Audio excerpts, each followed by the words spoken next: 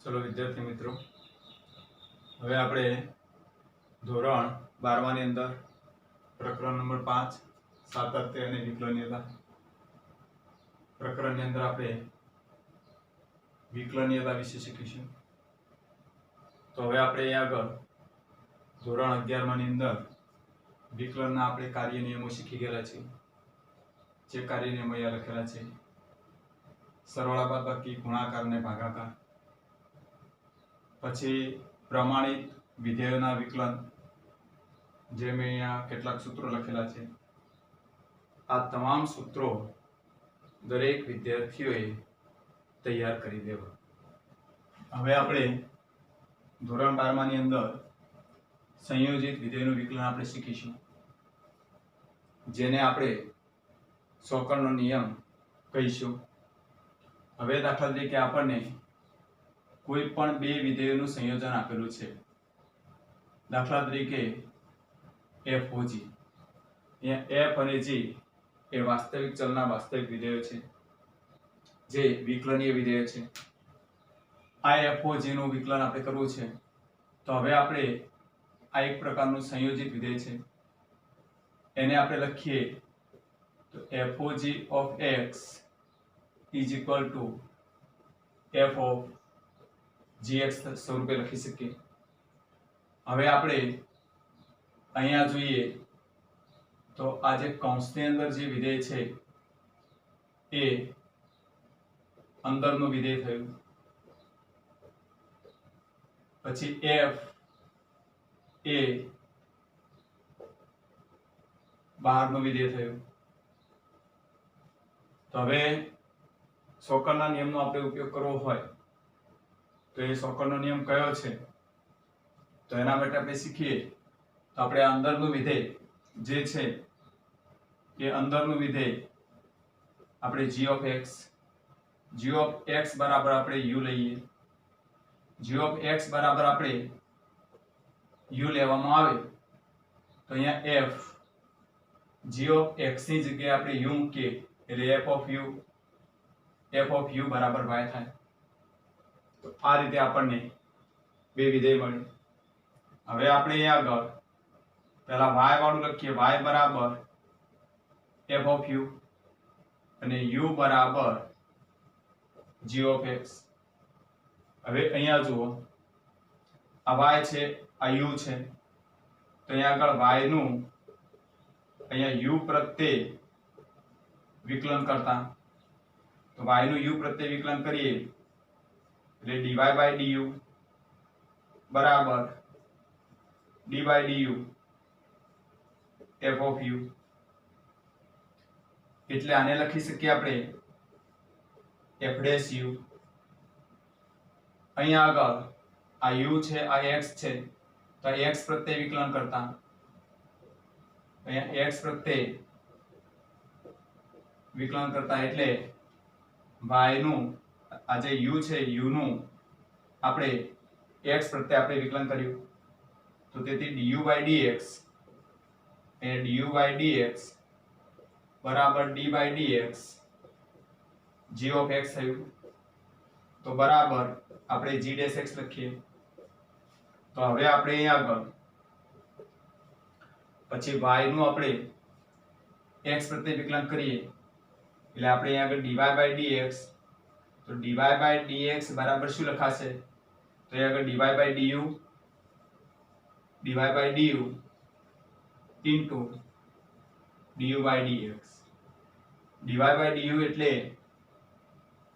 f dash u, du by dx એટલે g dash x। આને આપણે સોકરનો નિયમ કહે છે। એટલે અહીંયા શું થયું, સૌથી પહેલા y નું અહીંયા આગળ y નું u પ્રત્યે વિકલન થયું, પછી u નું અહીંયા આજે y નું u પ્રત્યે વિકલન થયું, હવે અહીંયા આગળ u નું અહીંયા x પ્રત્યે વિકલન થયું। આ રીતે આપણે પ્રત્યેક સંયોજિત વિધેયનું આપણે વિકલન કરીશું. એટલે અહીંયા આગળ સૌથી પહેલા તમારે શું લખવાનું કે બહારના વિધેયનું વિકલન, એ વિધેયનું વિકલન અંદરના વિધેયની સાપેક્ષે કરવાનું. પછી અંદરના વિધેયનું વિકલન આ x છે એ x ની સાપેક્ષે વિકલન કરવાનું. તો આ રીતે આપણે સોકરના નિયમનો આપણે ઉપયોગ કરી શકીએ. એટલે એને આપણે લખવું હોય કે y બરાબર અહીંયા ધારો કે f of g of x લખેલું હોય તો y બરાબર f of અહીંયા gx હશે. તો આપણે અહીંયા આગળ dy by dx બરાબર d by dx અહીંયા આગળ f of gx into d by dx અહીંયા થશે gx. તો આને લખાય f ડેશ આ gx એમ ના એમ એટલે gx ની સાપેક્ષે વિકલન થયું ઇન્ટુ આનું વિકલન થશે g ડેશ x આ x ની પ્રત્યે વિકલન થયું. તો આ રીતે આપણે ડાયરેક્ટ પણ સંયોજિત વિધેયનું વિકલન કરી શકીએ છીએ. તો આ થયું સંયોજિત વિધેયનું વિકલન. હવે આપણે આ સમજવા માટે આપણે એક ઉદાહરણ લઈએ.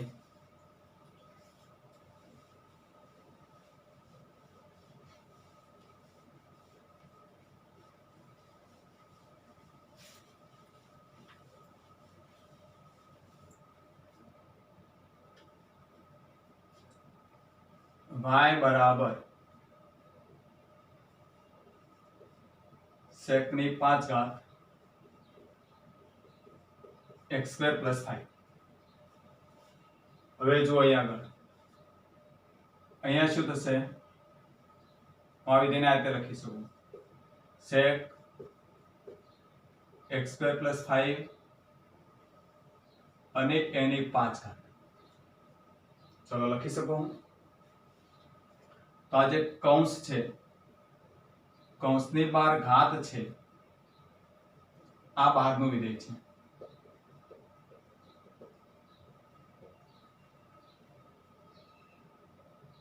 આ અંદરનું વિધેય છે.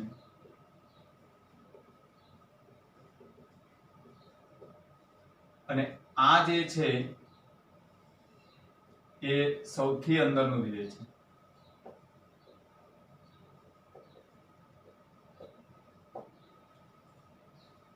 હવે મારે આદેશ લેવો હોય તો પહેલા સૌથી અંદરના વિધેયનો આદેશ લઉં કે x² + 5 બરાબર હું u લઉં તો અહીંયા આગળ sec u થશે. sec u બરાબર હું ધારો કે v લઉં તો અહીંયા આગળ થશે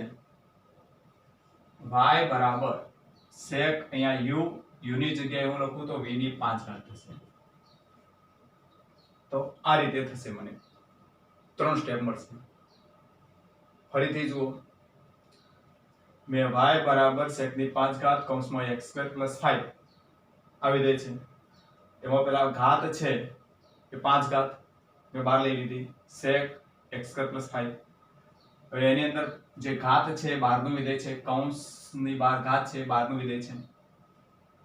sec x² + 5 એ એના અંદરનું વિધેય છે અને x² + 5 એ અંદરના વિધેયનું પાછું અંદરનું વિધેય છે એટલે સૌથી અંદરનું વિધેય છે.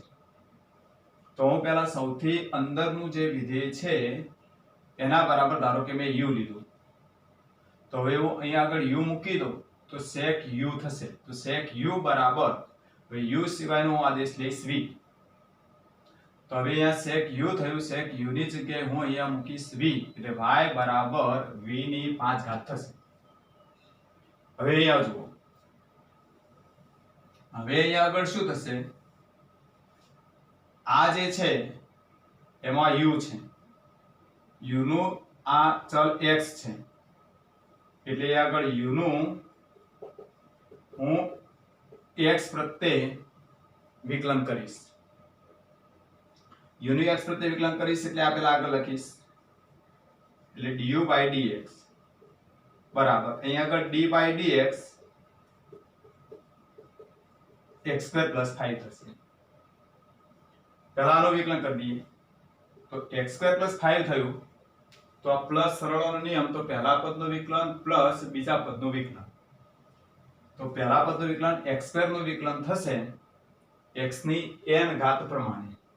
n ઘાત આગળ આવશે અને x ની 1 ઘાત ઓછી થશે. તો અહીંયા આગળ શું થશે? 2x થશે પ્લસ 0 એટલે 2x લખાશે. હવે અહીંયા આગળ v છે, તો અહીંયા આગળ v નું આ u ચલ છે, તો u પ્રત્યે વિકલન કરીશ. v નું શેના પ્રત્યે વિકલન કરીશ? u પ્રત્યે વિકલન કરીશ. એટલે અહીંયા આગળ થશે dv by du. dv by du બરાબર આ dv by du બરાબર અહીંયા આગળ થશે d by du. અહીંયા sec u થશે. હવે sec નું વિકલન, તો sec નું વિકલન sec into tan, પછી અહીંયા x હોય તો x લખાય ને u હોય તો u લખાય. તો અહીંયા sec નું વિકલન અહીંયા sec u into tan. હવે અહીંયા આગળ y છે, તો y નું v પ્રત્યે વિકલન. અહીંયા y નું v પ્રત્યે વિકલન, એટલે y નું v પ્રત્યે વિકલન થયું એટલે dy by dv. dy by dv બરાબર d by dv. અહીંયા v ની 5 ઘાત. હવે v ની 5 ઘાત થઈ તો x ની n ઘાત વાળું આપણું એ સૂત્ર વપરાય. એટલે બરાબર થશે 5 અને આ v ની 4 ઘાત થશે. ચલો આપણું વિકલન પૂરું થઈ ગયું. હવે આપણે સોકળનો નિયમ. સોકળનો નિયમ y છે એટલે અંતિમ આપણું x પ્રત્યે વિકલન થયું. જુઓ આ 12 થયું, એના અંદરનું સૌથી અંદરના વિધેયનું x પ્રત્યે વિકલન થયું એટલે dy by dx. dy by dx બરાબર અહીંયા શું થશે? dy by dv ઇન્ટુ પછી dv by du into du by dx. એટલે અહીંયા શું થયું? પહેલો y હતો, આ y હતો, y પછી શું આવે? v. તો અહીંયા y નું v પ્રત્યે વિકલન, પછી v નું u પ્રત્યે વિકલન અને u નું x પ્રત્યે વિકલન. આ રીતે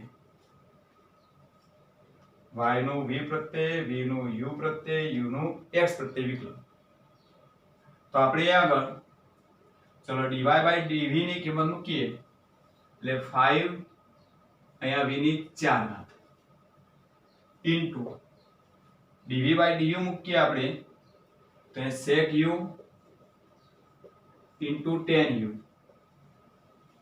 અને છેલ્લે du by dx ની કિંમત મૂકીએ 2x. ચલો હવે હું 2x આગળ લાવી દઉં એટલે 5 * 2 = 10x થશે. v તરીકે આપણે આગળ શું ધાર્યું તો sec u. sec u બરાબર અહીંયા આગળ એટલે આ આખો કૌંસ જે હતો એના બરાબર આપણે v ધારેલો હતો. આખો કૌંસ બરાબર એટલે આ આખો કૌંસ જે છે એ કૌંસની અંદરનું પછી શું થયું તો sec x² + 5. તો એની 5 ઘાતની જગ્યાએ અહીંયા કેટલી આવશે? 4 ઘાત. એટલે ઇન્ટુ અહીંયા sec ની 4 ઘાત એ x² + 5 ઇન્ટુ ચલો sec અહીંયા sec u ની જગ્યાએ આપણે u ની જગ્યાએ x² + 5 x² + 5 into 10 x² + 5 u ની જગ્યાએ અને 2x આગળ આવી ગયું. તો આ રીતે આપણે વિકલન કરી શકીએ છીએ. આ થયો આપણો સોકળનો નિયમ. ચલો હવે આપણે એ આગળ આનો આપણે બીજી રીતે પણ વિકલન કરી શકીએ. તો પહેલો એક આ નિયમ, ચલો ખબર પડી ગઈ. સૌથી પહેલા બહારના વિધેયનું વિકલન, પછી અંદરના વિધેયનું, સૌથી અંદરના વિધેયનું. બહારનું વિધેય સૌથી અંદરનું એના અંદરનું વિધેય. એટલે કે અહીં આગળ y નું v પ્રત્યે v નું u પ્રત્યે u નું x પ્રત્યે વિકલન કરો એટલે આપણને dy by dx મળે અને આ આપણે સોકરના નિયમનો આપણે ઉપયોગ કરી શકીએ જે કિંમતો આવે એ કિંમતો અહીંયા મૂકી દો પછી એની જગ્યાએ આપણે કિંમત મૂકી દઈશું ચલો હવે આને બીજી રીત હવે જો બીજી રીતની અંદર તમને જે રીત અનુકૂળ આવે એ રીતે તમે દાખલો ગણી શકો હવે ધારો કે મારે ધારવું નથી તો અહીંયા આગળ y બરાબર અહીંયા sec x² + 5 એની 5 ઘાત છે તો હવે આપણે અહીંયા આગળ ધ્યાન રાખજો હું અહીંયા બાજુમાં લખું sec x² + 5 એની 5 ઘાત હવે આનું વિકલન sec x² + 5 ની સાપેક્ષે કરવાનું એટલે જેની સાપેક્ષે કરીએ એ એમના એમ રહેશે એના બહારના વિધેયનું વિકલન થશે એટલે ઉપર ઘાત છે તો ઘાતનું વિકલન થશે એટલે આપણે અહીં આગળ dy by dx લખીએ તો 5 એટલે ઘાતનું વિકલન થાય એટલે x ની n ઘાત એ સૂત્રનો ઉપયોગ થાય તો ઘાતનું વિકલન કરવું હોય તો શું થાય ઘાત આગળ આવશે અને જે વિધેય હોય નીચે એની એક ઘાત ઓછી થશે એટલે અહીં આગળ 5 ઘાત આગળ આવશે અહીંયા આગળ થશે sec x² + 5 એની 4 ઘાત ચલો પેલા ઘાતનું એટલે બહારના વિધેયનું પહેલા વિકલન પૂરું થયું એના પછી એની સાથે ગુણાકારમાં અંદરના વિધેયનું વિકલન એટલે sec x² + 5 આવો ઘાત નીકળી જશે ઘાતનું વિકલન થઈ ગયું પછી એના અંદરના વિધેયનું વિકલન હવે એના આપણે અંદરના વિધેયનું વિકલન કરીએ આપણે તો હવે આ જે અંદરનું વિધેય છે એનું વિકલન કોની સાપેક્ષે થશે આનું વિકલન તો x² + 5 ની સાપેક્ષે થશે એટલે x² + 5 એમના એમ રહેશે sec નું વિકલન થશે એટલે આપણે અહીંયા લખીશું dy by dx બરાબર 5 હવે અહીંયા લખી દો તો sec ની 4 ઘાત અહીંયા થશે x² + 5 ઇન્ટુ હવે sec નું વિકલન આની સાપેક્ષે x² + 5 ની એટલે sec નું વિકલન શું થાય sec * tan પાછળ જે વિધેય x હોય તો x એમના એમ રહેશે તો એ x² + 5 હોય તો એ x² + 5 એમના એમ રહેશે એટલે અહીંયા થશે sec x² + 5 tan x² + 5 into અહીંયા d by dx x² + 5 ચલો sec નું આપણે x² + 5 પ્રત્યે વિકલન કરીએ હવે x² + 5 નું x પ્રત્યે વિકલન તો હવે આનું x પ્રત્યે વિકલન કરીએ તો બરાબર 5 ઇન્ટુ sec ની 4 ઘાત x² + 5 into sec x² + 5 into tan x² + 5 into આનું વિકલન થશે 2x હવે આપણે પદોની યોગ્ય ગોઠવણી કરીએ એટલે 2x ઇન્ટુ 5 એટલે 10x ઇન્ટુ sec ની 4 ઘાત x² + 5 into sec x² + 5 into tan x² + 5 હવે અહીં આગળ આ બંને સરખા છે એટલે ઘાતાંકોનો સરળ થશે એટલે sec ની 5 ઘાત x² + 5 ઇન્ટુ tan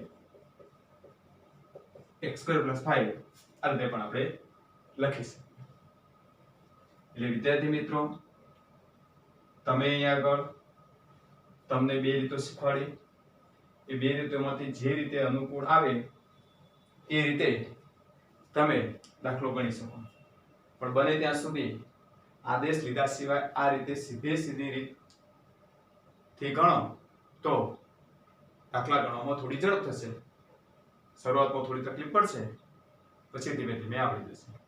આપણે આગળ દાખલા ગણીશું એટલે આપણને આવડશે. ચલો હવે આપણે સંયોજિત વિધેય ઉપર આપણો સ્વાધ્યાય 5.2 એના આપણે દાખલાની શરૂઆત કરીએ. એક એક દાખલો ધ્યાનથી જુઓ એટલે આવડી જશે, આમાં કંઈ નથી. સ્વાધ્યાય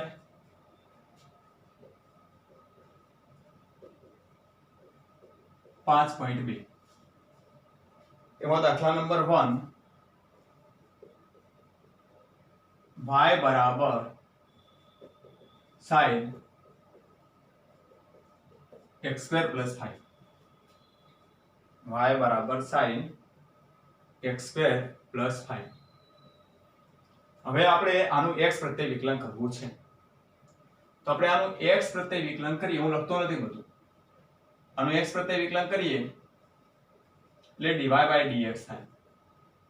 તો બરાબર અહીંયા આમ લખાય d/dx sin x² + 5.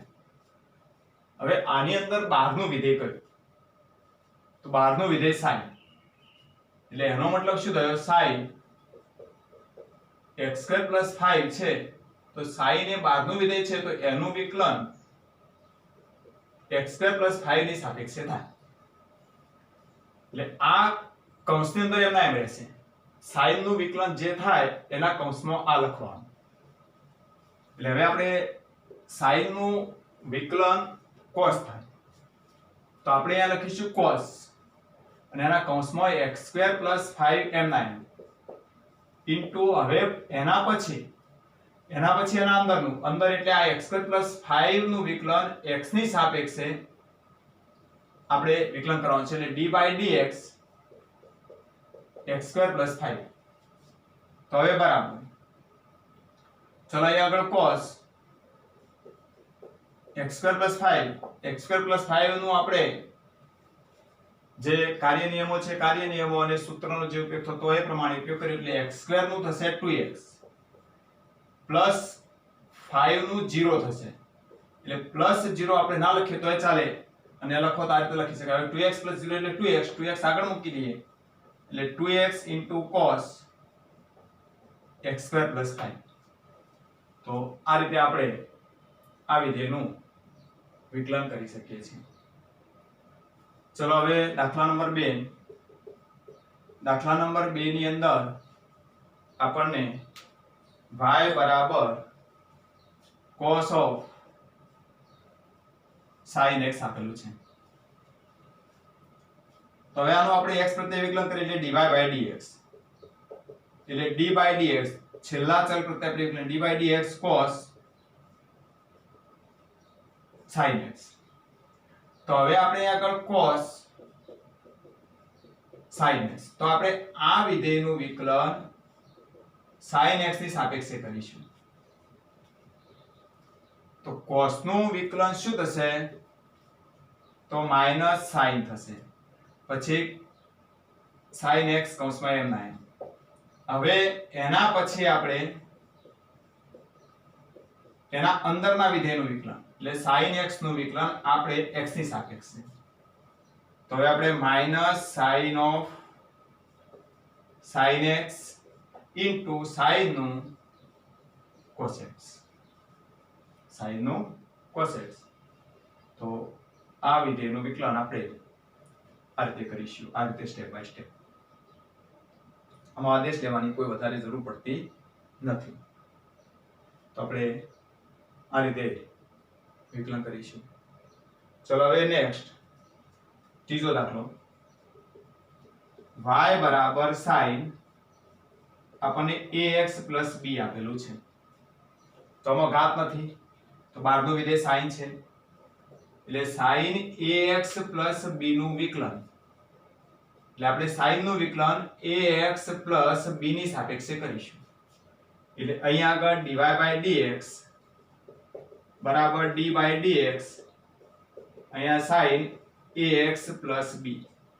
તો આપણે sin નું વિકલન થશે cos કોની સાપેક્ષે કર્યો તો ax + b ની સાપેક્ષે ઇન્ટુ ax + b નું વિકલન હવે આપણે કોની સાપેક્ષે છેલ્લે ચલ કયો બધો x એટલે x ચલ રૂપે એટલે અહીં આગળ cos ax + b into ax નું a થશે પ્લસ b નું 0 થશે એટલે a + 0 એટલે a into cos ax + b.